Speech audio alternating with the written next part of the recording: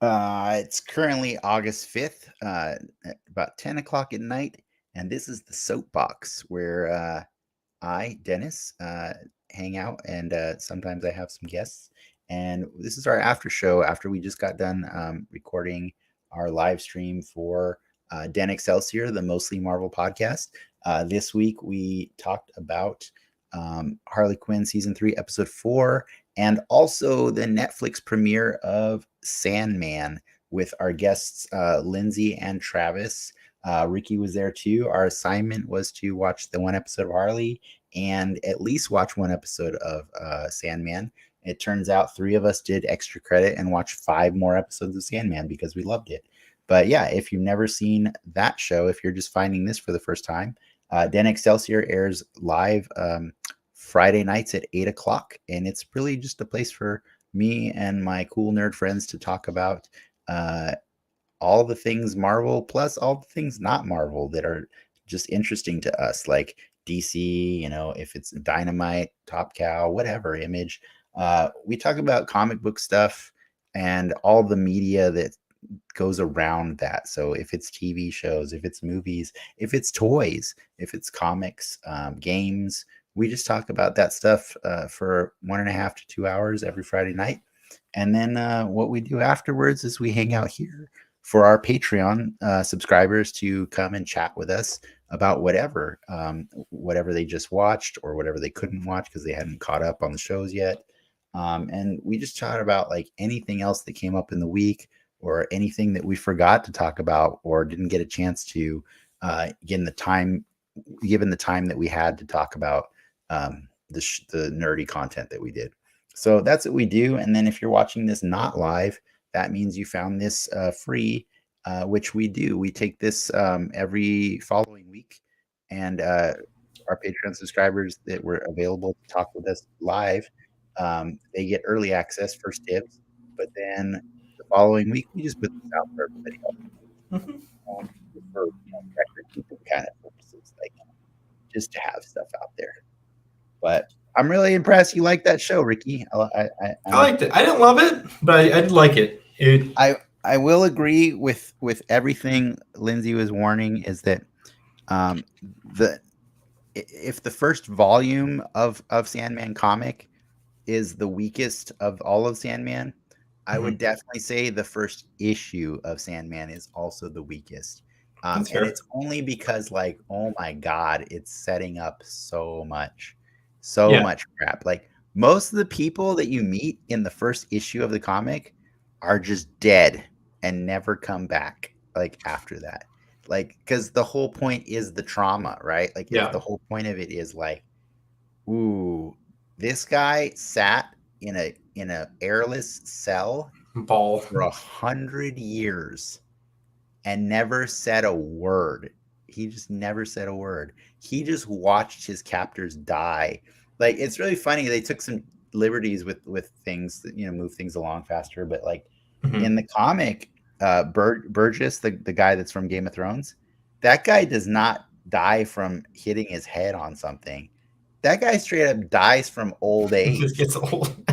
He just gets old, and he's so pissed on his deathbed that thing never talked to him.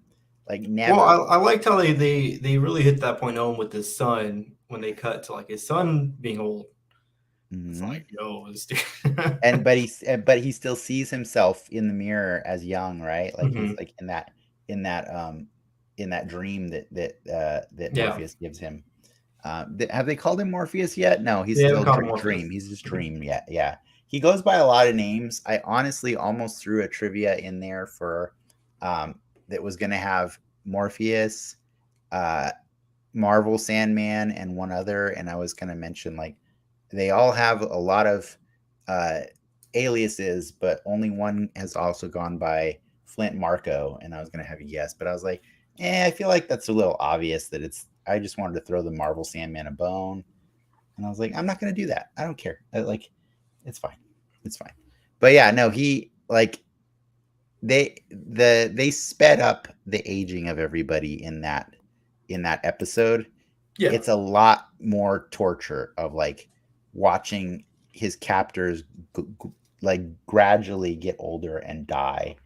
And so like I was just telling Ricky like if it's okay that he didn't love the first episode, because I think the first issue of the comic is hilarious because there's so many characters that just end up dying before it even ends, or they die. If they don't die in that issue, they die in like 1, 2, or 3 issues later, Yep. and then they're resolved. I They're mean, all their after stories that's all pretty wrapped. funny. I watched Harley Quinn earlier, like before I watched this today, and after getting like one cult orgy, and this episode opens with another cult in robes, I'm like, am I 2 for 2 today? Are we doing? Well, they did show a bunch of women laying out on the couches all passed out, so you can there's implied orgy for sure.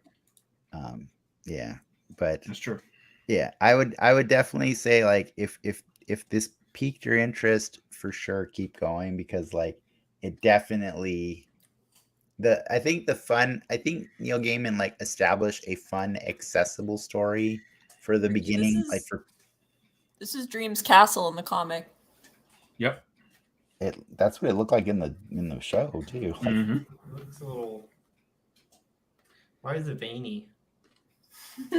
is it veiny? Well, there were questions about Dream's dong. There it is. I mean, guess don't tell it. That looks like a dong. Like, Yeah. okay. Why wouldn't it be a dong? It's a dream world.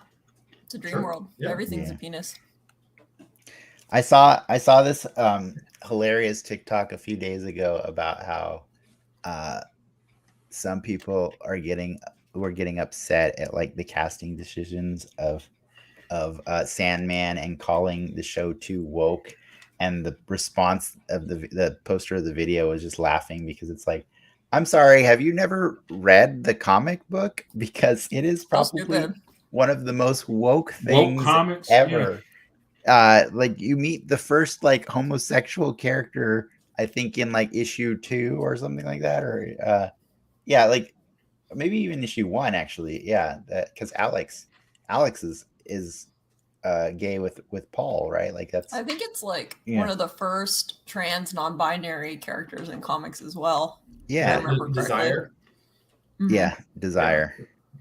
Yeah. You meet so many people representing so much of the world that like I just felt like Neil Gaiman realized he had an opportunity to do a rewrite and make things even more accessible, and that's cool. Like, yeah, I was talking about this earlier with Frank today, and how he was saying just in general the Vertigo stuff seems to do better when they translate it, and he's like, I'm not gonna necessarily say that counts for Lucifer and iZombie, because those are so very different from their source material.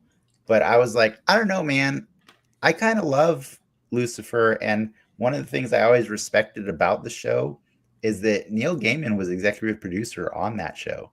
Like, even if it's campy and trashy Fox TV, collecting a check.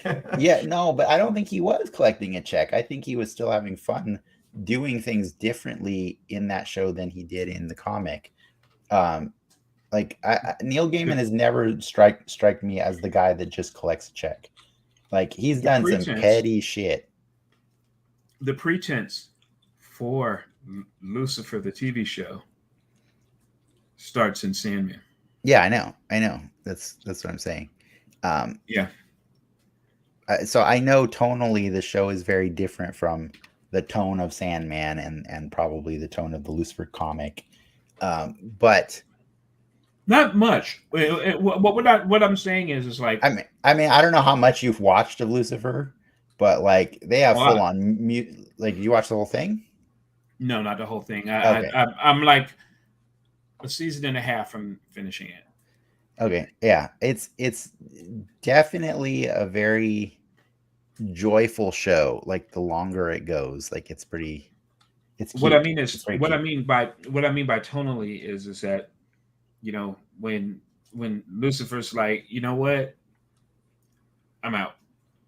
You know, that's a Sandman thing.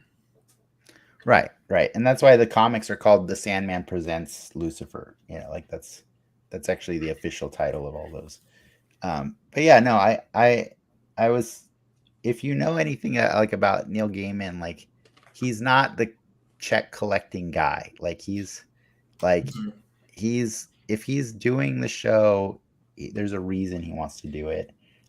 Just to be clear, this is the guy that sold the rights of Angela from Spawn to Marvel for $1 just to piss off Todd McFarlane. It's some pretty petty shit. I mean, if you knew why he did it, yeah, it's less petty, but yeah, he is an artist that has been like, he's been thoroughly appreciated by his fans for a long time, but I don't know that he's necessarily been accessible to the wide range of people that like some of the more popular writers and artists have been throughout comic history.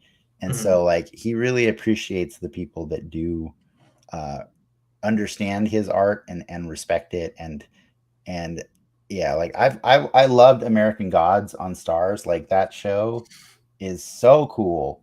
And the only reason I haven't finished it is because I don't really have a Star subscription and I don't care to get one. But knowing that Ash versus Evil Dead finally made its way from Stars to Netflix, I'm pretty confident that American Gods will too, and then I'll finish it. But yeah, that one's cool. I love Lucifer, even if it wasn't, quite a faithful recreation of the comic. So I'm down for this one. Also, I love the crap out of Stardust. Like I love that movie so much.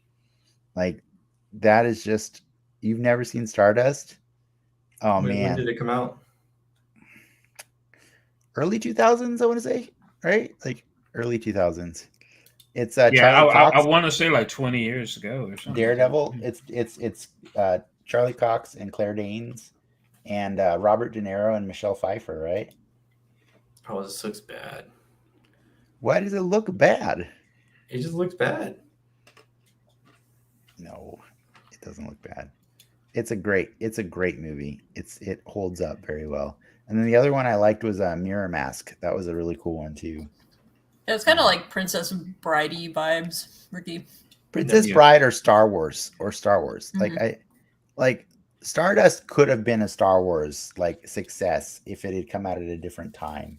You know what I mean? Like it definitely had all the elements of a Star Wars type, successful movie, but like just timing.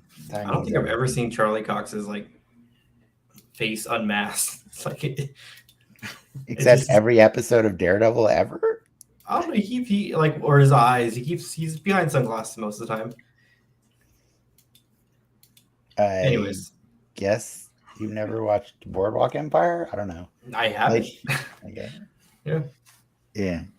But anyways, yeah, I it's been weird because like my relationship with Neil Gaiman has always been like, I think I like you, but I think sometimes the Sandman vibe gives me like, I'm like, I don't know why I held off on it for so long. Because too many people liked it and you just felt like being a jerk. That's not why. Mm-hmm. That's Frank. You're like, oh, that's the groovy thing. That's what Frank does. You just hate goth emo stuff. I do not really anything that has like the whisper of being goth or emo. That's Which true. is funny because you're married to me, and I was goth and emo in high school. Yeah, but I didn't know you in high school. Yeah, the seed is once a goth emo, always a goth emo. Got the refined gothness. Yeah, the goth emo that's wearing a super brightly colored Mighty Thor shirt. There's rainbow goths. Boom. Yeah, there you go. Yeah, I'm so happy that you guys like the show though, because like I just fell in love with that comic so fast, and I consumed it really quick. For me, like Lindsay talks about like going through one of those volumes in like a half an hour, and I'm like, whoa, I'm not blowing through a volume of that comic in a half an hour. Maybe I've just read it a lot. That's probably why. She's quite the speed reader, but like yeah, I definitely I think I was done with the whole thing in like 2 2.5 hours, and I was like, that was really fun. That was super fun, and I'm super excited to see how they translate everything. And I thought they did an amazing job of like what was really funny is like to me, there was a part where they go to hell, and Lindsay's like, "Here comes Etrigan," and I'm like, "No, Etrigan is not gonna show up."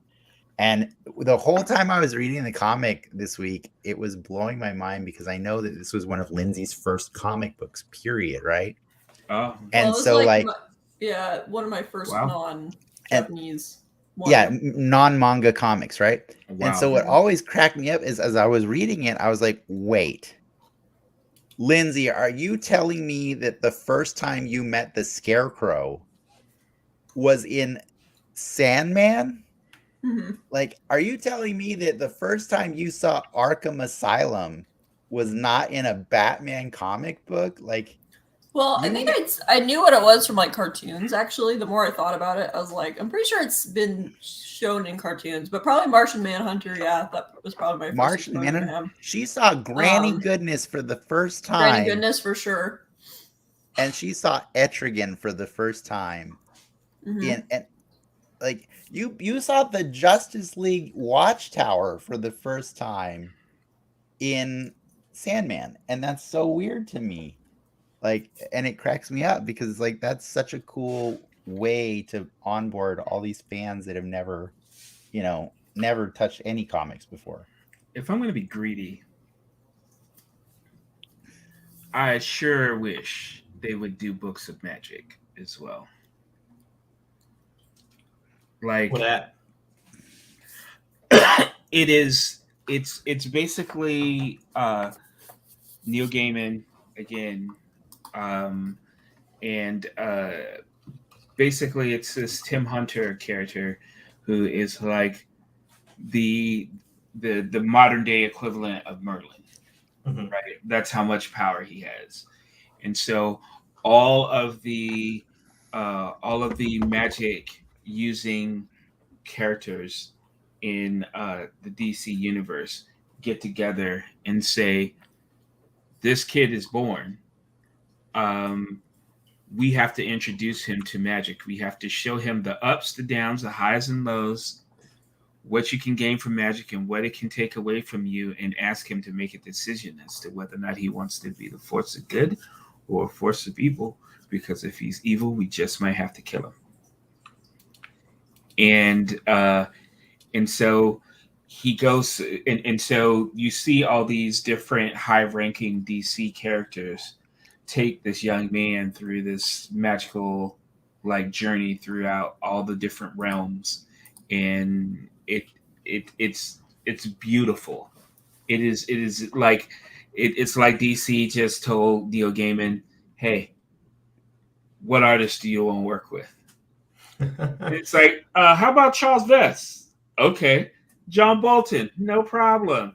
And it was just like, and each of those artists gave you something completely different, but tonally like, yes, this is fairyland. Yes, this is horror. Yes, this is, this, that, and the other. And it's just like next to Sandman, I think it's the best stuff I've seen from Neil Gaiman. Definitely, it's books of magic.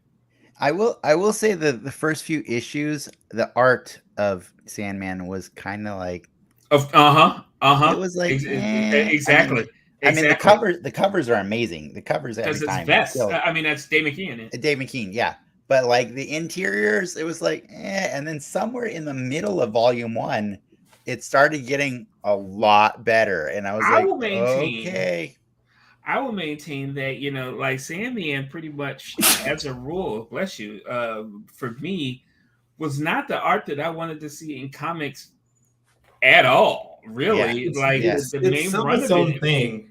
It just wasn't, and that and to me, that was like the thing that was the most curious about it is like, because you have to understand, this is like 90, 91, 92 or something like that.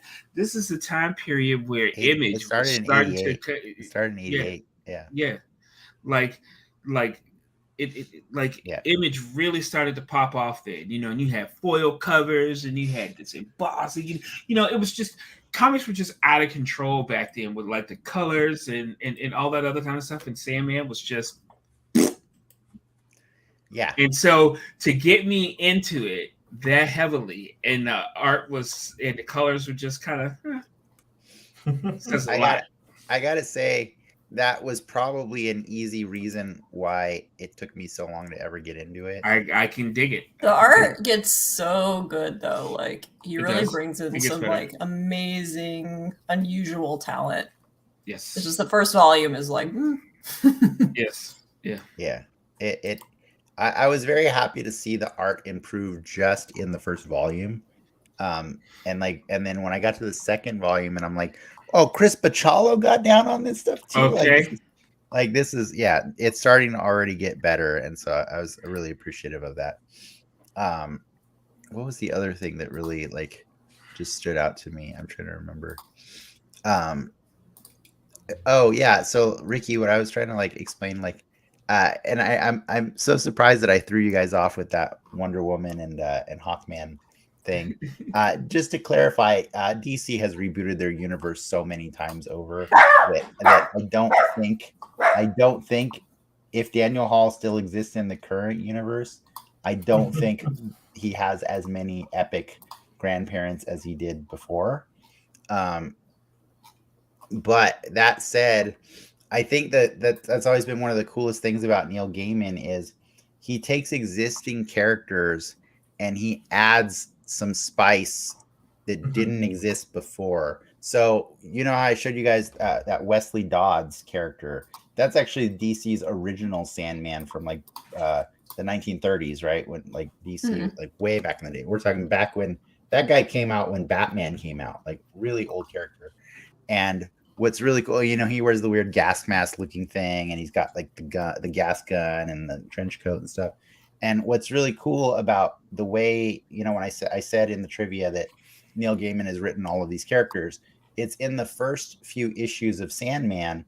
Is what they did is they start showing you how shitty the world gets when Morpheus is captured. Dreams. Yeah, right? And how a world without dreams for 70 or 100 years, depending on which version you're watching, what it's like. And it affects people differently, right? And so it shows you back in the 30s, a character named Wesley Dodd who had a vision of Dream and was inspired to go out and fight evildoers. And so basically in this one page of Sandman, he retconned the Wesley Dodds character to be inspired by Morpheus of his comic. And so that's when I say, he adds flavor to it. So when he took Hector Hall, who was a character that had already been established in the Justice League canon as the child of the Hawk people, the Hawkman and Hawk Girl, and then he had also become a Dr. Fate, and he decided to play with this character and put him into his story. And then eventually, that guy's son, who is from crazy pedigree of having all of these famous people, he didn't write that stuff for them necessarily, but he wrote just enough to make it that I can create a trivia question that just so happens to stump the two biggest Sandman fans to not believe that the spoiler of all spoilers for the Sandman story happens to be related to Wonder Woman. Right. And I think that's cool though. I think that's hilarious. Wonder Woman's his grandma. At least he was for a time, if not now anymore. But yeah, that's one of my favorite things about Gaiman is every time I've ever read him, in Marvel and stuff like that, one of my first real major introductions to Gaiman was Todd McFarlane's Spawn, because Todd McFarlane is an amazing artist, right, and a shrewd businessman, but he is a shitty storyteller. He's a shitty storyteller. And so what he did is he had this character that he knew on paper looked fucking badass, right? He He literally stole Venom's symbiote costume and Spider-Man's elements, and he stole the Prowler's like look, and he just fused them all together and threw on some Ghost Rider chains, and he's like, yeah, I'm gonna go sell this shit. I'm gonna sell this shit. But the reality is, like, he didn't have much of a story set up. So being the smart guy that he is, he actually went and hired Neil Gaiman and other really famous writers to come in and write like the first 6 to 8 or 12 issues of Spawn. And so, or after number 1. So Todd McFarlane wrote number 1, and then every issue after number 1 for the first year was written by somebody way more talented than Todd McFarlane. And Neil Gaiman came in and just said, here's what you got to do. You got to establish that there's been a Spawn in every generation. You got to establish that the Spawns are being hunted by angels. And how about this one specific one named Angela? And he just started dumping like all these crazy characters and lore into the Spawn universe that just wouldn't have been there if it wasn't for him. And he made Spawn such a better story. And then years later, you found out that he sued Todd McFarlane because Todd McFarlane never paid him a fucking dime for all that shit. He never paid him. And then when that lawsuit finally ended years later, the court ruled in favor of Neil Gaiman. And not only did he get compensated fairly for every, the damages, he was awarded the ownership of the things that he created for Todd McFarlane. And so Todd had to go and retcon his story to not include Neil Gaiman's characters anymore. And just out of spite, Gaiman sold them over to Marvel for $1. And I think that's awesome. That's awesome. So, because like I stopped reading Spawn way later because, he could only afford these guest writers. I mean, I guess he could have afforded them forever considering he wasn't paying them. But like he eventually came back and started writing everything after these guest writers had done all their stuff. And so after that, it just kind of got like stagnant, because it's like he didn't know what he was going to do with it. He just wanted to milk it.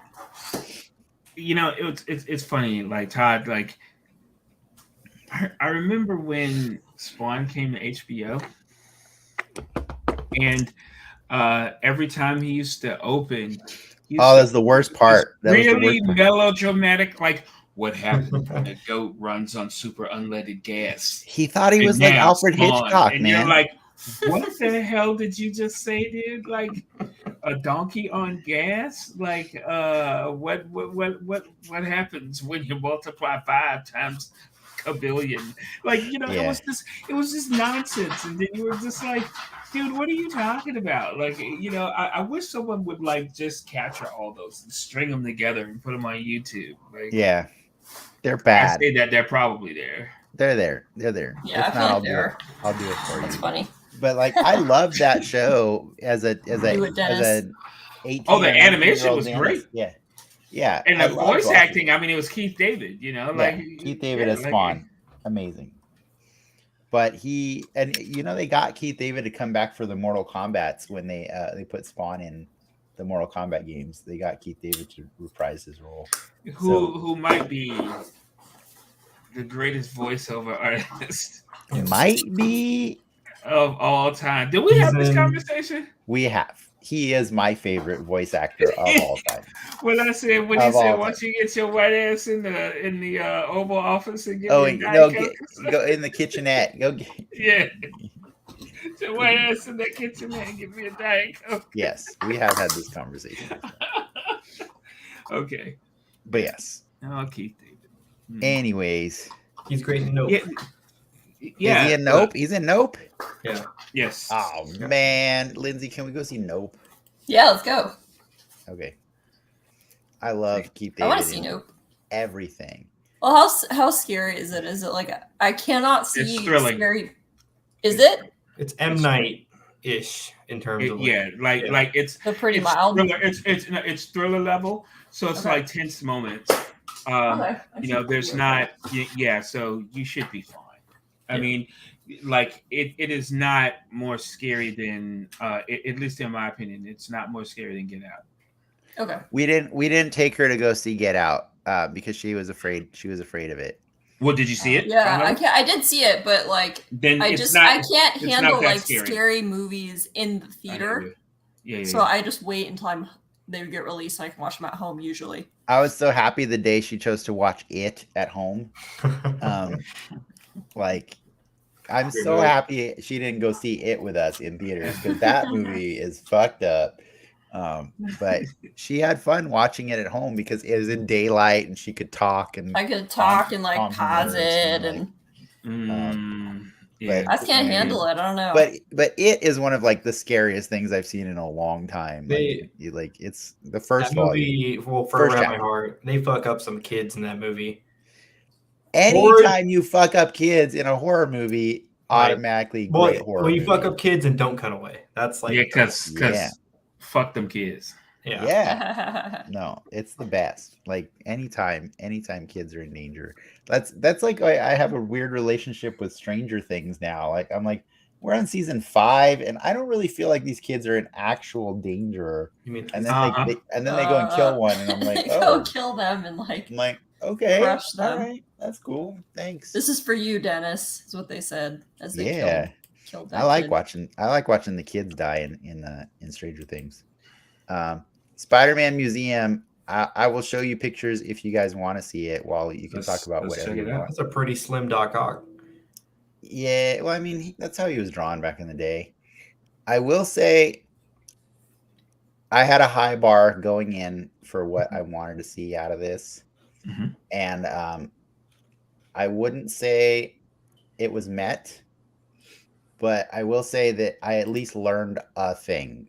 Like I learned a thing when I was there, and I was like, well, that's saying something. yeah. Is it the history of Spider-Man the exhibit, or like what is it It's specifically? it's pretty much just like a timeline of it from like a creation perspective. Yeah. So like more looking at who made it when and like when were artists active and when were characters introduced. Okay. Yeah, So it's a pretty shallow look. Yeah, honestly. it's pretty much just showing you like the history of the Amazing Spider-Man comic book, but then also having some other stuff peripherally outside of that comic. Yeah, like there's a couple of movie things like I like going for the like there's a lot of original art, like a lot, like very old original art. Yeah, so I like looking at that and like seeing like, you know, I knew how the comics were made and constructed, but I was checking out things like, oh, that's, you know, the lines for the lettering that got erased, and like I just thought that part was interesting. Yeah, it's a lot of stuff like this where you get to look at it, and there's a lot of reading. I was kind of bummed to see like not a lot of interactive stuff, or and there was a few opportunities that I felt were really missed.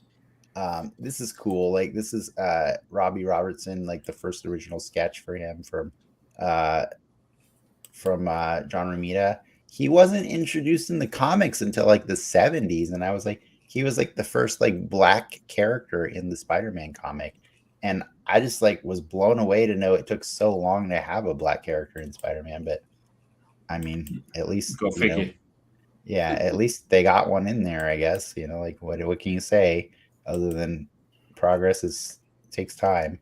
But the cool thing, or I mean, you know, they were showing you like the different like that was cool changing of the guards through the different artists. So you got to see like the Ditko age, and then the Romita age, and then what I learned, I didn't ever really know about the guy that came after Romita, and his name is Ross Andrew, and I was very fascinated to learn that he was actually the first guy to really incorporate real life elements of New York into the backgrounds. So he would actually drive around like with his wife and stuff, and he'd hop out like of the car at dangerous times to take pictures of New York City, and then go back and draw them into the comic and stuff. And so it was really weird to me that like I didn't realize that the two artists that were known for doing it, you know, like Spider-Man before that, just didn't really often, with the exception of like this, like this bridge is very distinct. But most of the time the backgrounds were just generically,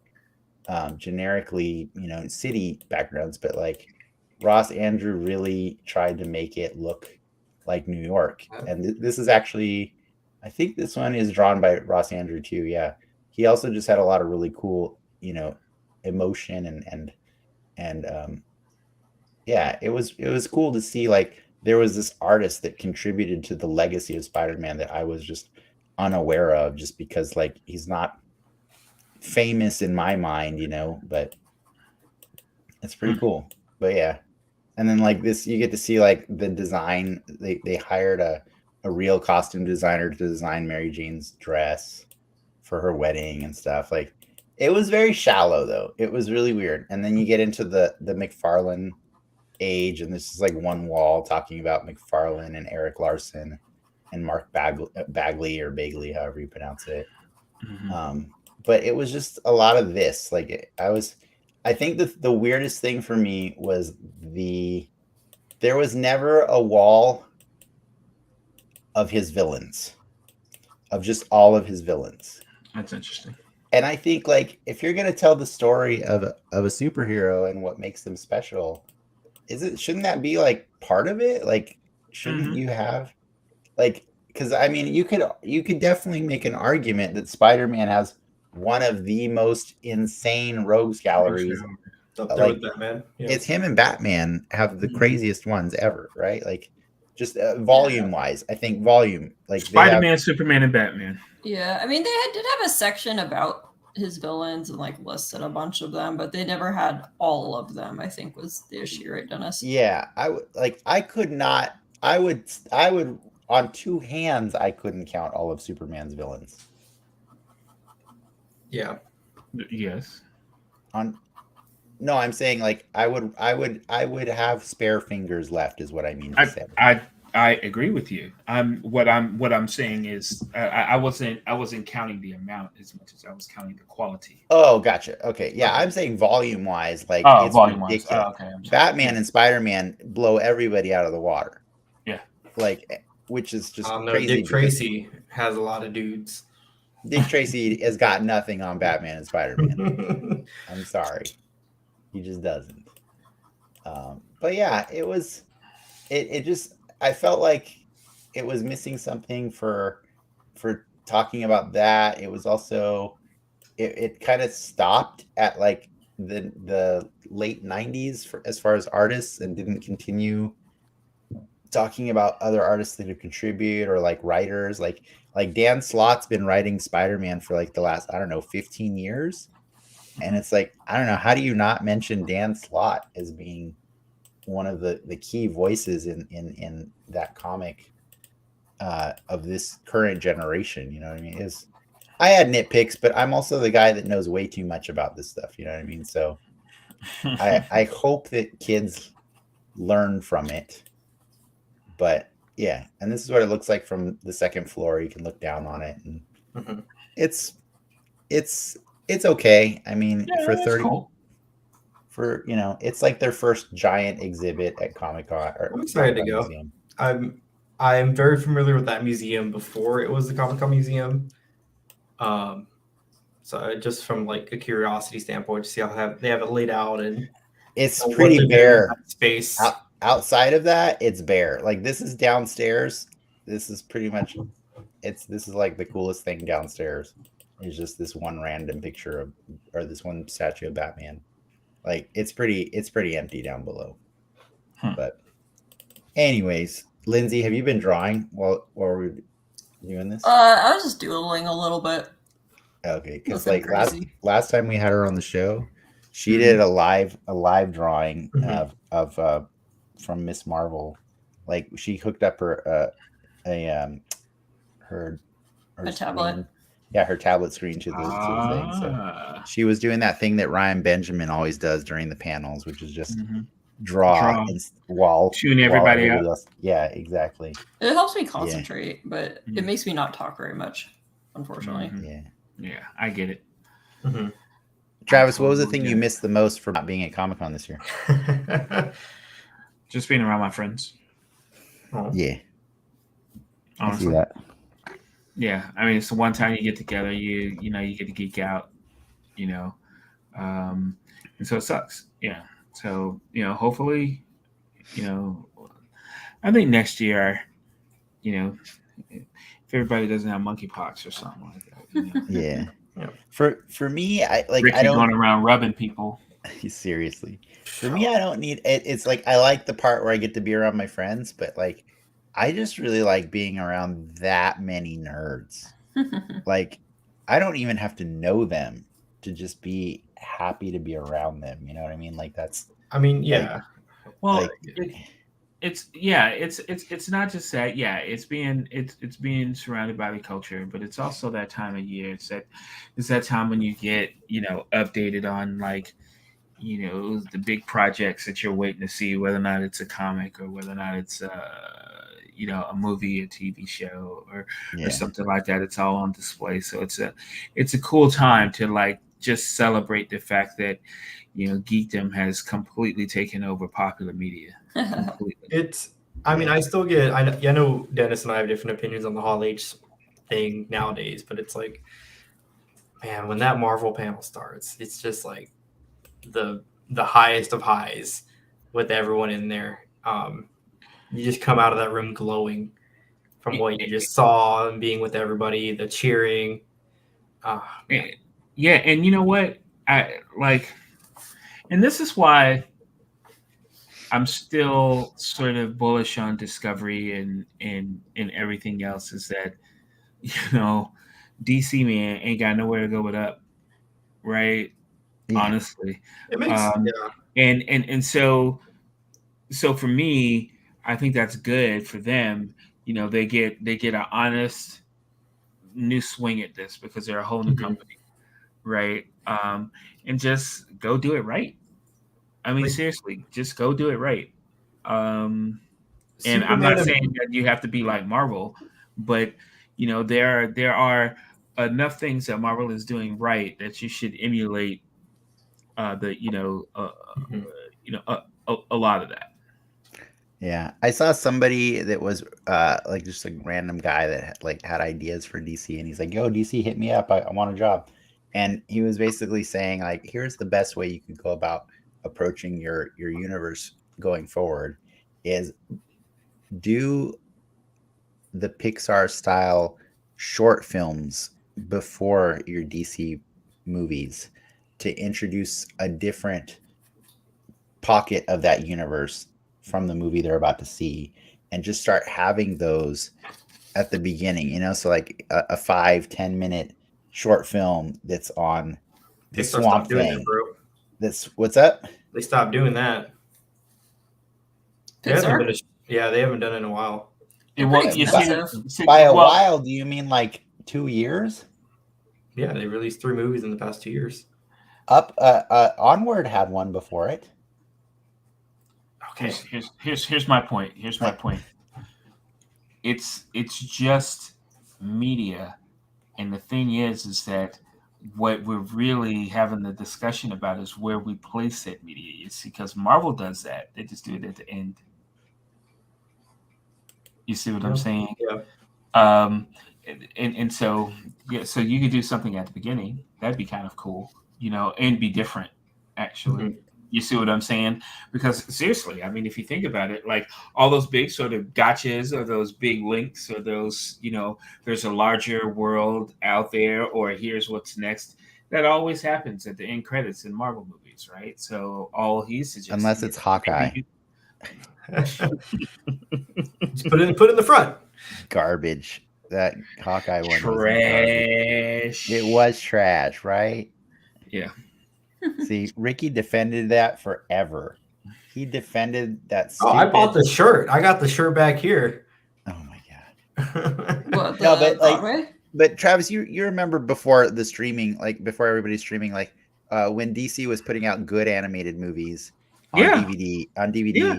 and every time you buy one, it would also come with a DC showcase Right. that was a completely unrelated story, Mhm. completely different animation team, and it Mhm. was awesome. They were always awesome. And now when you go to HBO Max, if you go to the DC hub, they're separate. You know, like the all the short films are there alongside the other ones, but there's no context that, man, I used to get these together. Like I would buy a movie and I would get both, you know. It's kind of like the first phase 1 of Marvel, every movie came with a one shot and it was like you know, and that's what I'm saying, like do that for the movies, you know, but run them at the beginning the way like, you know, Disney used to do with like their theatrical releases. Oh, I'm feeling like that, it. so. You know, I think that's a great idea. Like I said, I mean, you know, it would be a great counterpoint to the end credits for Marvel. You know, like get here early or don't miss the opening. You know, because those things are important. You know, I mean, it's you have Superman, Batman, and Wonder Woman, and I think even in today's age, those movies command a certain respect. Like a new Star Wars movie coming out, there's just something that transcends general nerdom fandom with those types of franchises. So you want to put them back, put some respect back on their name. I don't think Wonder Woman's there yet.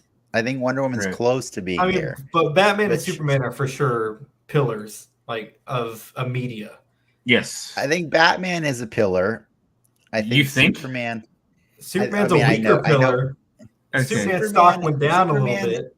Superman, but that's Superman has had a lot of hits and misses. Like, and I'm not even dunking on Henry Cavill. I'm saying even Christopher Reeve had some underneath. Christopher Reeve had some suspect movies. Christopher Reeve had some real bad Superman movies among his 4. You know what I mean? So I think Batman has been. That's why Warner Brothers is so precious about Batman. It's because he's, no matter how bad his movies are, the amount of money that they make, Warner Brothers, is lucrative. You know, so that's their number one IP. Yeah, it is their number one IP. So they're very precious about Batman, and that's why they have those rules about like there can never be a live action Batman on TV and stuff like that. You know, like it's they want to keep him scarce, and so like I know that Discovery is very aware that they were getting a little too fast and loose with Batmans. There was too many Batmans out there, right? Like all simultaneously, and so.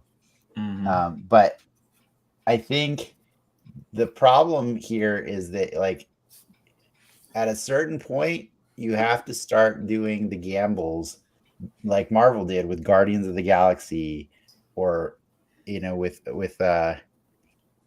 what is the other ones? What are the other weirdos? I mean, even Captain Marvel. Like, people like to hate on Captain Marvel. That movie made $1 billion. Yeah, but $1 billion. You got to make sure the house is built before you can. Their house was not built. Yeah, Iron Man was a weirdo too. Iron Man's a weirdo, man. See, the thing about Iron Man though is that he was second tier Marvel, but at the same time though, like there's nothing more timely than Iron Man, right? So that's where the lightning was, you know, right where it needed to be. There were the other juice in that. You can find those. You can find those in the DC library. Absolutely. There's something there that doesn't have to be a Batman or a Superman or a Wonder Woman that can speak to people. And like, I don't know how they fucked up the Green Lantern so badly. Like, I don't know. Look. Okay. That should be an ace in the hole for them. So I'm of the mind that they're going to start things to right during Black Adam. I think you will see Superman in Black Adam. Sure. I know, because he got booed at Hall H, right? For even suggesting that you may see a Superman that's not Henry Cavill. Well, the comment was, they asked, "Can you beat Superman?" And The Rock goes, "It depends on who's playing Superman." And he got booed right after he said that. Booed. Look, there will be a Superman in that movie. Watch. Probably. In Black Adam, that movie just looks gorgeous. It looks the stuff that they showed, I mean, it looks fun. It looks better than Morbius. That's my. I have a pretty low bar here. Like I'm gonna watch. That's such a bad. Wow, that's a very low bar. Such He a has bad a very low bar. bar. Oh my god. Will it entertain me for 2 hours? Yes or no? Morbius did that, so I was fine with it. For all of the 2 hours, I know, right? Yeah. All 2 hours of that movie was entertaining to you. It was entertaining enough. What? You're starving. I caught it on a matinee. You know, it was pretty cheap, so the price per minute. I feel like you're just not watching enough good stuff at home, man. Like I don't really watch a lot of TV. But there's a million things on TV better than Morbius. A million. There are better things accidentally walking into the wrong theater than Morbius. Like seriously. I still haven't seen Morbius, so I shouldn't be laughing. But I'm thankful you probably won't because we don't have stars. Yeah, look, save thyself. Yeah. Black Adam, though, I mean, you got The Rock. You're already raking in money with that avenue. You've got Pierce Brosnan. You got Pierce Brosnan. I want it like for me, I think Dr. Fate is the next Hail Mary after a Green Lantern. If you fucked up the Green Lantern, you get a second try with Dr. Fate. If you fuck up Dr. Fate, what are you doing? Like what? Like so I'm really, really, really hoping that Pierce Brosnan as Dr. Fate just does something so cool that people are like, this guy's better than Doctor Strange. Like that's because he's more powerful. I just want that. I want that so badly for people to see that because I love Dr. Fate and he's a weirdo. And I also love Hawkman too. I do like Hawkman, and so I want that movie. Everybody looks good in it. I want that movie to be good, but I do get worried only because I know that The Rock does a lot of bad movies too. Like he does a lot of bad movies. Like this is not bad. My mind will not. No. You can't argue with that though, right? He does do some bad movies. This will not be bad.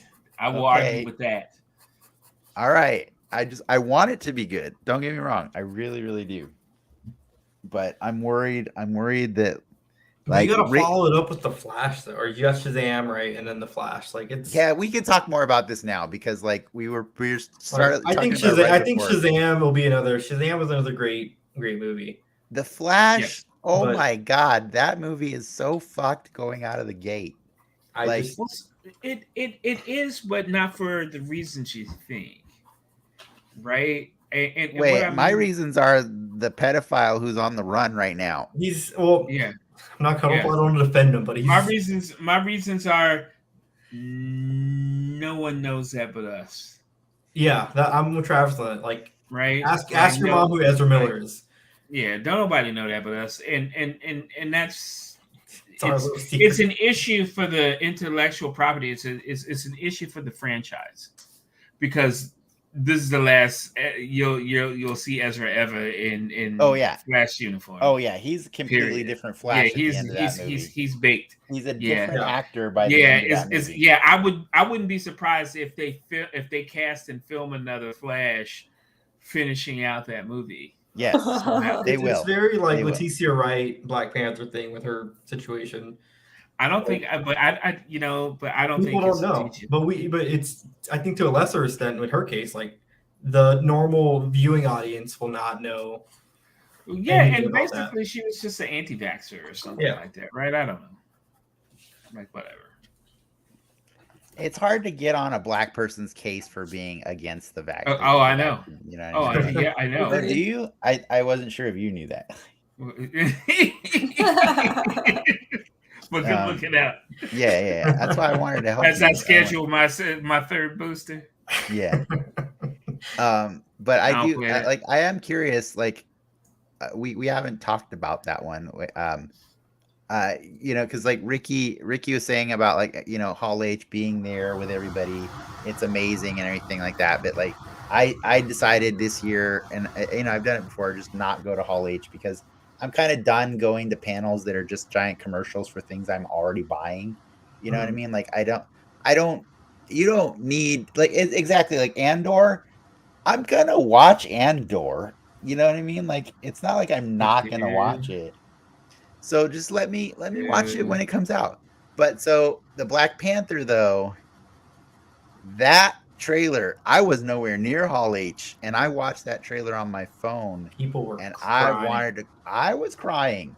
I don't need to be in a crying. room with 6,000 people like with their like expelling Oh, their they brought fluids, they're including COVID. they had the Uh, musicians there. yeah, It I was a get you, different but that energy. trailer was the best trailer I have seen in a long time.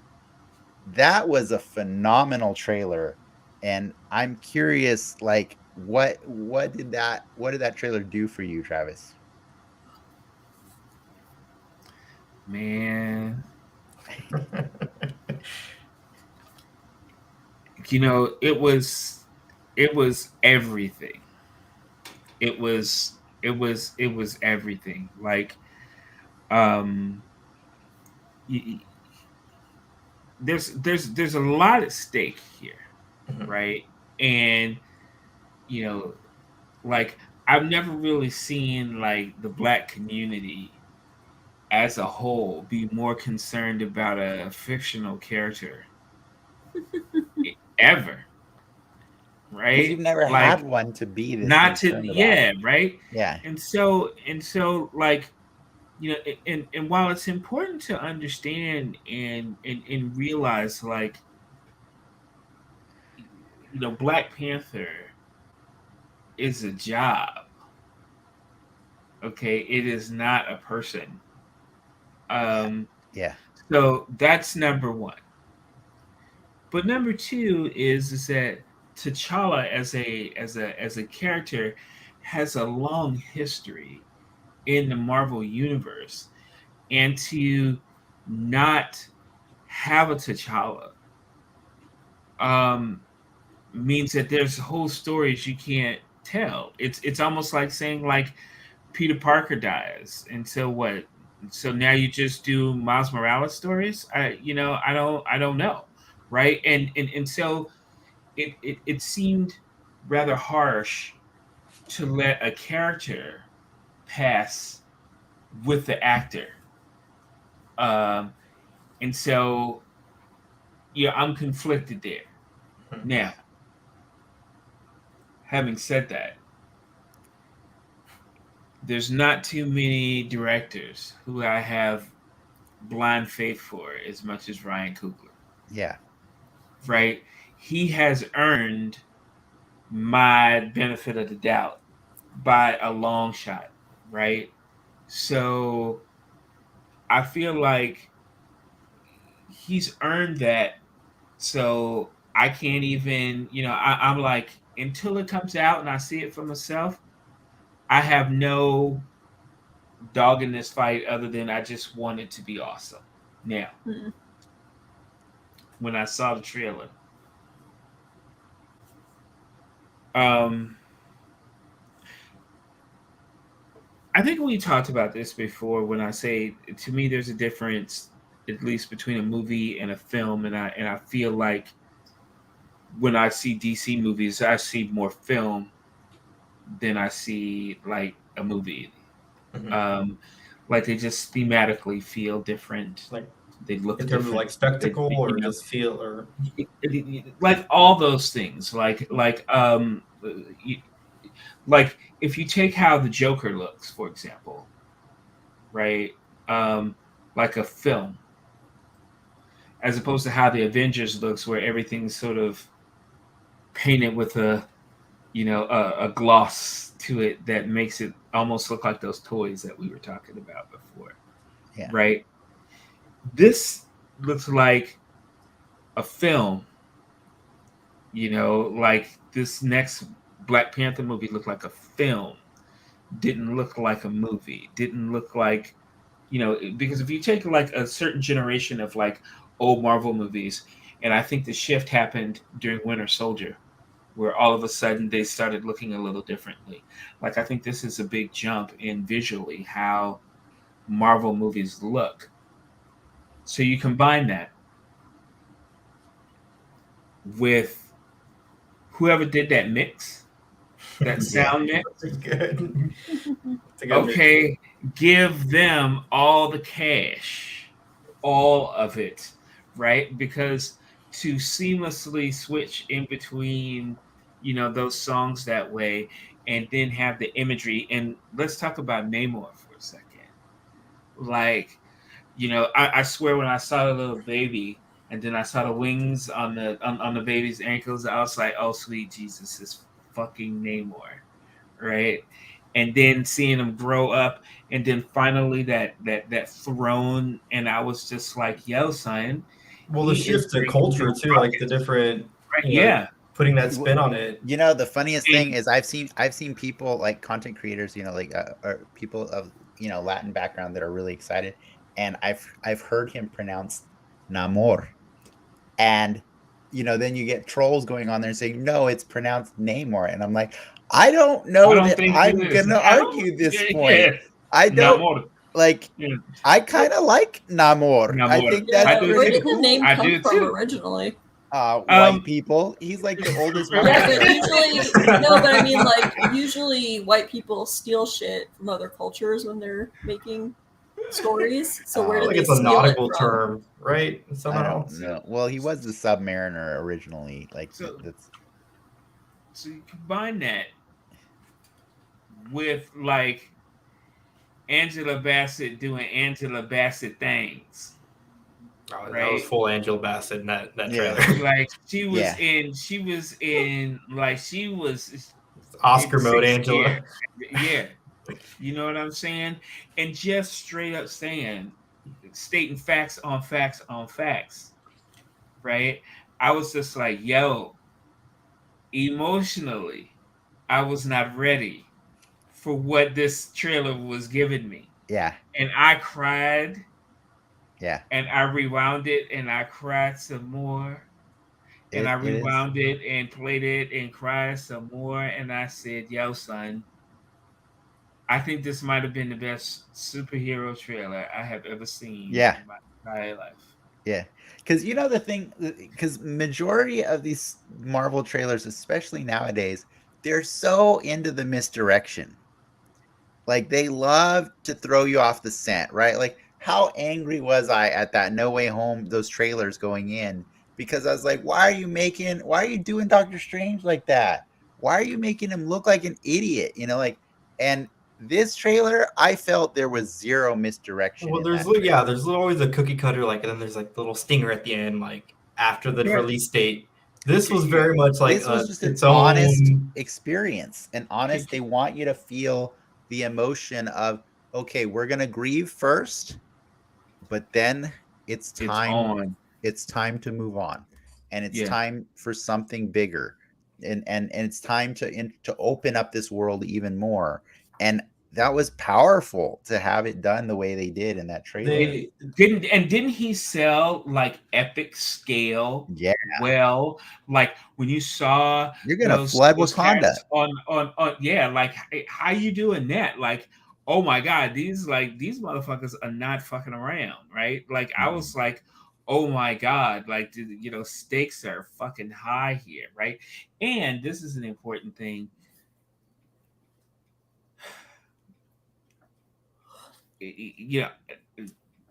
Obviously this is debatable, but not since the Stormtroopers, in my mind, have such a military force been able to evoke an emotional response from me, like immediately, like the Dora Milaje. Yeah, they're pretty cool. Right? Like, that they are not fucking around ever. Right? I love their bald heads so much because dude, as soon as you see them, you're just when you saw like the red, like when you saw like that shot when you just saw the red, you just saw the bald heads, and you're just thinking to yourself, yo man, these chicks are not fucking around.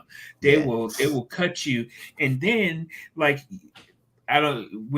during Falcon and Winter Soldier, for example, just like the clue that the Dora was here had Bucky going, oh snap, it's about to go down, and then Yeah. they were like, they weren't even super soldiers. That line during that fight where the Dora just took it to fake Yeah. Captain America. Man, look. And finally, after all of that, after all the feels, after all the emotions, or after all that, you see, and everybody says the same thing. Whose butt cheek is that? Now here's what I think. Okay. I think it is a misdirection. I think it is a misdirection because anybody can be in that suit. Doesn't mean they're Black Panther. Right? So I think whoever it is in that scene is not Black Panther, ultimately. I don't know who Black Panther is going to be, but I'm sure it's not the one that's in that trailer. The best, or my favorite theory that I've heard is that it's Killmonger. I just don't know how you do that. I just don't even know how you do it. I'll tell you how you do that. Are you going to say the multiverse Killmonger? No, we've already seen that they brought T'Challa back from the dead in the first movie. All you need is the body. They say that, right? You just need the body. You've just been keeping Killmonger. The problem is, no, T'Challa wasn't dead. He was. I don't think he died. He was edging the dead. He was. He was near dead. In any case, if they can do that, okay, and the mother explained that we need the body, to go to bring him back. Supposing that, however, he dies in the movie, in the canon, maybe they don't have access to his body, but we do know where Eric requested to be buried, right? Yes. Bury me in the sea where my ancestors before me were. Right. This movie happens to be taking a large part underwater in the sea, in the ocean. Sure. Yes. Yeah. So, and then there's a part where Angela Bassett says she's lost her entire family. So that means that Shuri at some point has to go away, at least to make Ramonda believe that she's gone. Yeah, she said they're gone. She didn't say they're dead, but she said. Yeah, I didn't say dead. Yeah, but yes. I'm saying she lost her whole family. Yeah, so I'm thinking maybe Shuri makes a Hail Mary to go get somebody that they could revive. Like, I don't know. Would it be cool? Would it be cool if it was Eric? But he's gonna be a douche. Yeah. What I'm saying is, in the comics, traditionally, Namor is the douche. Yeah. Yes. Would it not be cool if Namor is not the douche, and the Black Panther is? You mean Namor? I mean, everybody Namor, can be yes. douches. Yeah.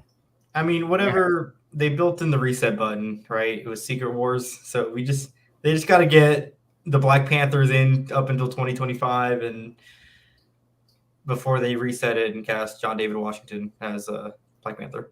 It doesn't. I mean, Secret Wars doesn't have to be a reset button. It's not. It depends on which Secret Wars they do. Like, the first Secret Wars is not a retcon at all. It's just a hilariously crazy Secret Wars. That's not the. It's just a hilariously, like, epic story where they brought all of them together for the first time to fight the Beyonder, but then really they fight Doctor Doom, and like it's fun. Did you hear that? Did you hear that rumor about who's Beyonder? No. Oh, who do you got? Bruce Campbell. That's pretty funny. I know he was spreading rumors at Comic-Con. Yeah, he was misdirecting. Yeah, I guess because people were asking him about his role in Dr. Fate, and he was saying, like, do you notice that I held up Doctor Strange for 10 seconds, and then after those 10 seconds were over, I let him go.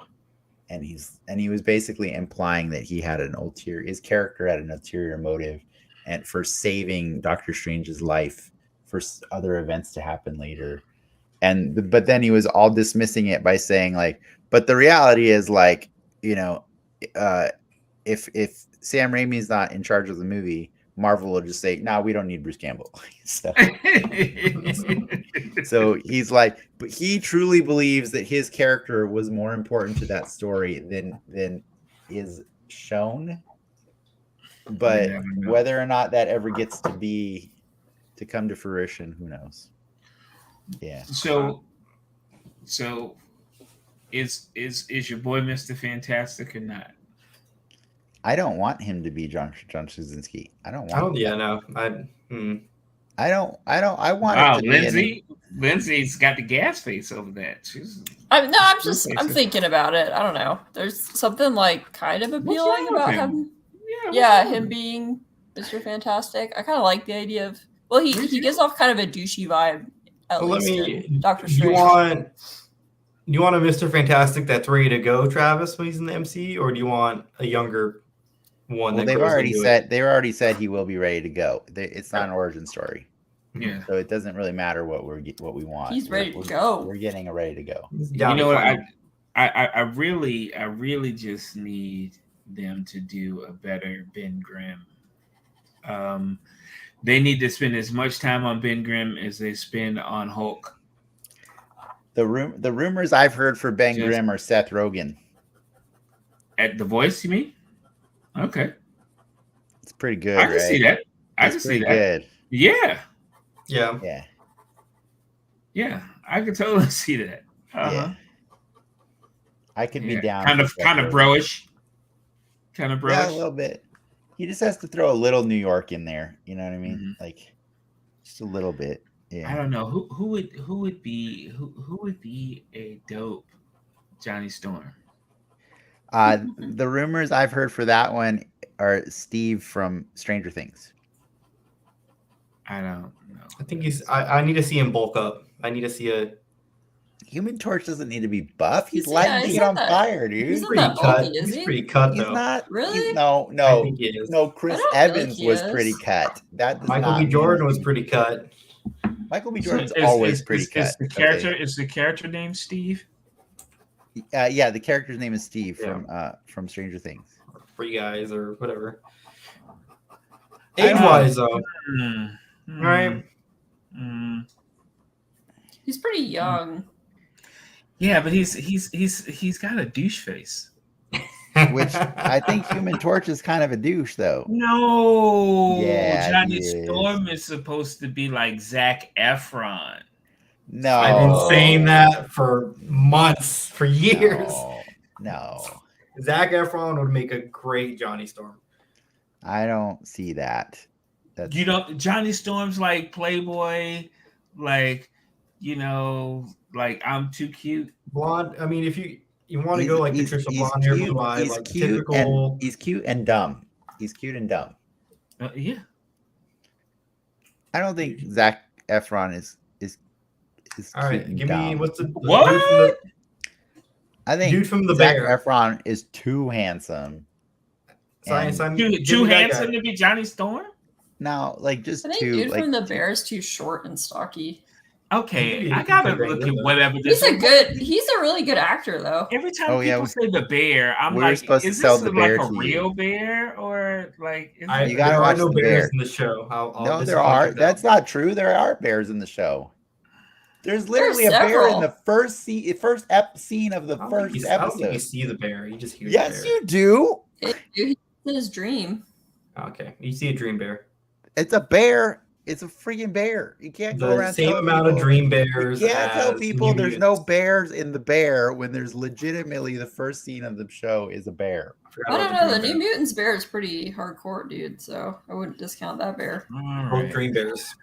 All right, we'll check. Yeah, but he's still like wrecking their shit. Travis, the cool thing about the bear is it's kind of like it's actually directed by what is it? Hiro Murai, the guy who directed a bunch of Atlanta, or like he executive produces. I think he executive produces The Bear, and I think he might have directed a couple episodes of it.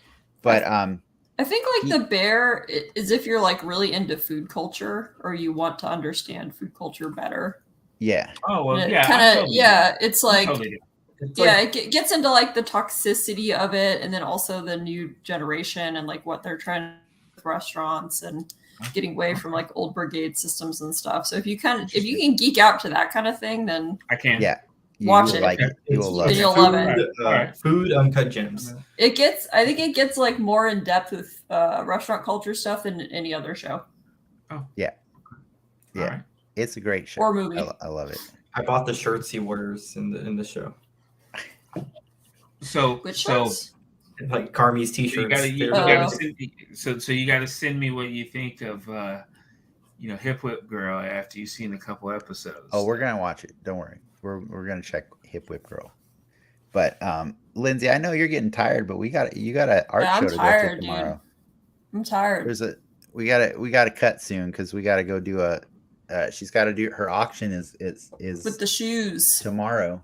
Mm-hmm. You have to like go to I don't have to, but it's they're doing like an art walk event in Liberty Station, and you can like go and bid on the shoes in person. So I'm gonna go, but I don't like have to. All I'm saying is, look, there's Sandman to watch. So There is Sandman to watch. I know. Sandman, there's Prey, There's Crew. Yeah. There's a lot of good stuff. I'll just go watch now. Prey in bed right now. That's what I'll do. I'll just watch Prey. I checked it. What? You can test it for me. It's He not gonna does. be He actually scary. does do that sometimes. He'll like test it to see if it's worthy There is watch. for me to There's watch. not been a scary predator since the first one. Go watch the Comanche dub of Prey, and then watch the normal one, or vice versa. They did a Comanche dub. That's so awesome. That's Yeah. rad. Yeah. That's super cool, man. Mhm. No subtitles. You watch Legion, right? Did you ever watch it, Travis?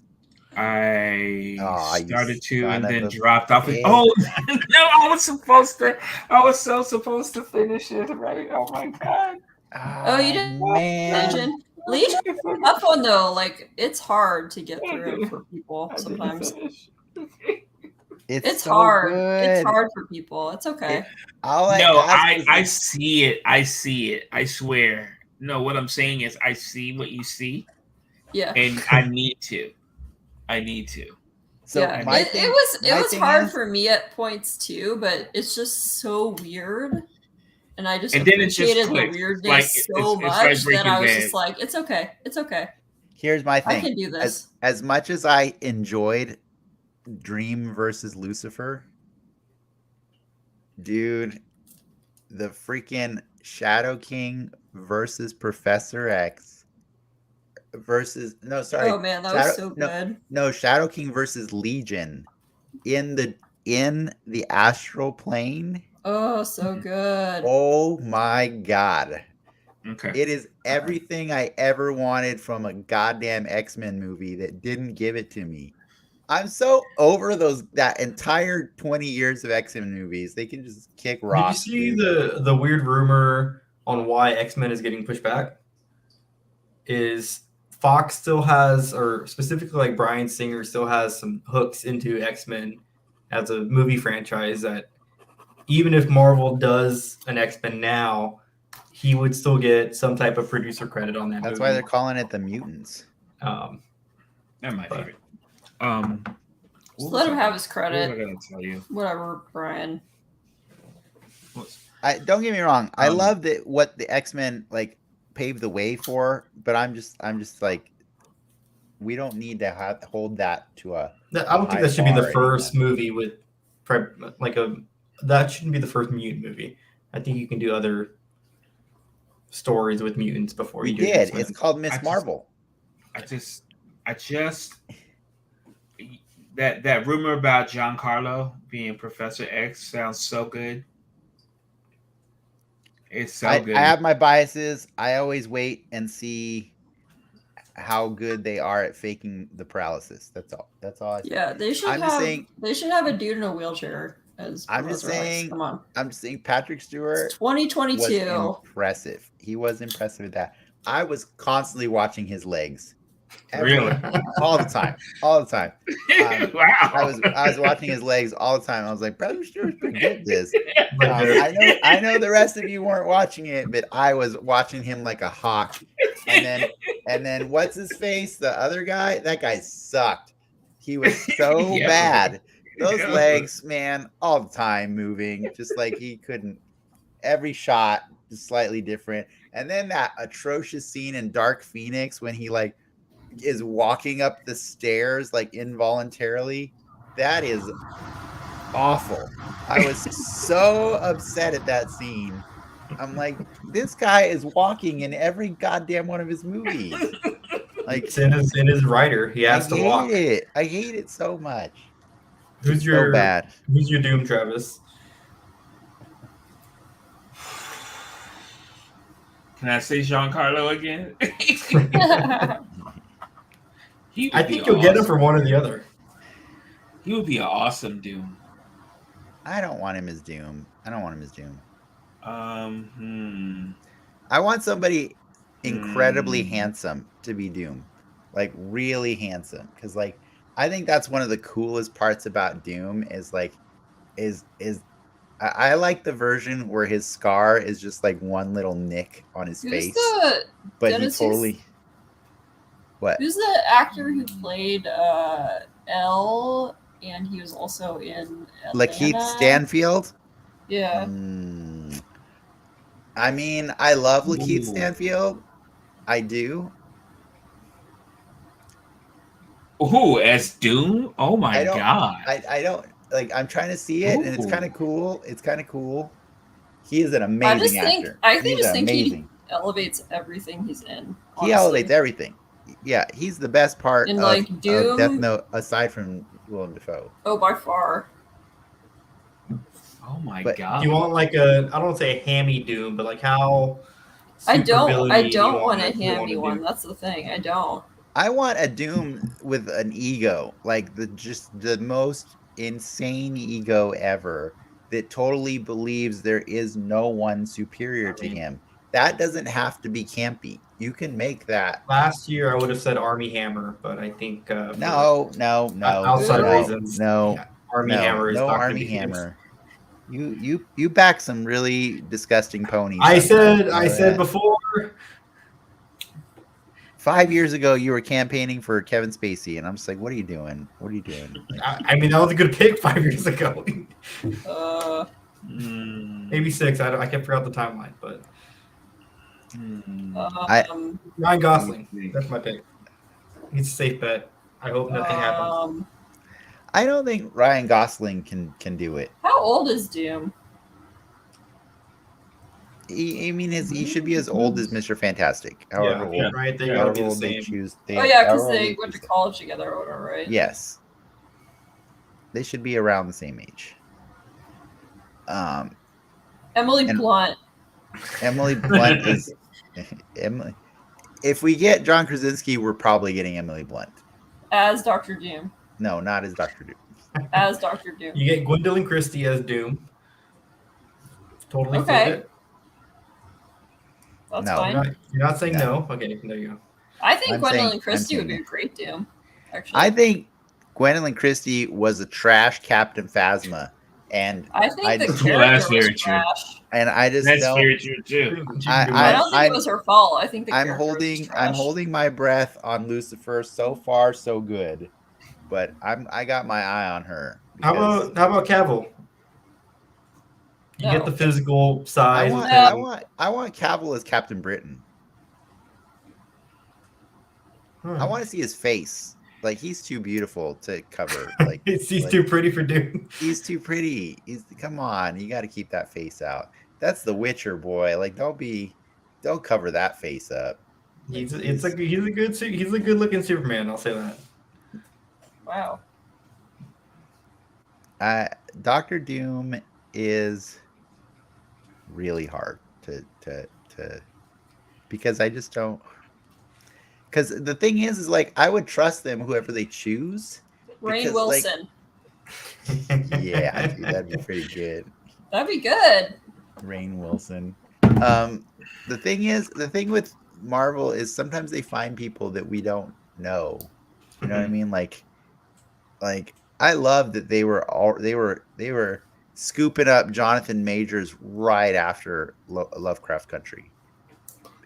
Because not a lot of people know who Jonathan Majors was or is by that point, but like those who know are just like, yeah, dude, we are in for a treat with Kang. Like this is I mean, this if is you're going really that cool. route, Yaya would be a pretty good choice.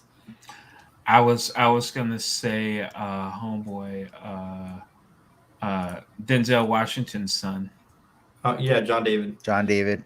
Yeah. John David. I think he would make a good read, but How that about man. how